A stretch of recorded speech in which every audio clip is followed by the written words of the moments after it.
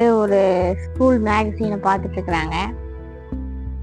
தாரா வந்து அந்த 2019 பேட்சோட இது பார்த்துட்டு இருக்காங்க. யாராச்சும் ஃபேஸ் வந்து ஃபெமிலியரா இருக்குதா அப்படின்னு சொல்லிட்டு.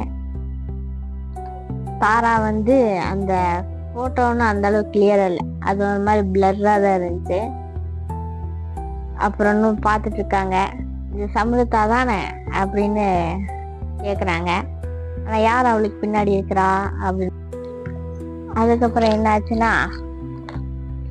இந்த சைடு பார்த்தோம்னா ஐராவும் இந்து கிட்ட மெதுவாக சொல்றாங்க.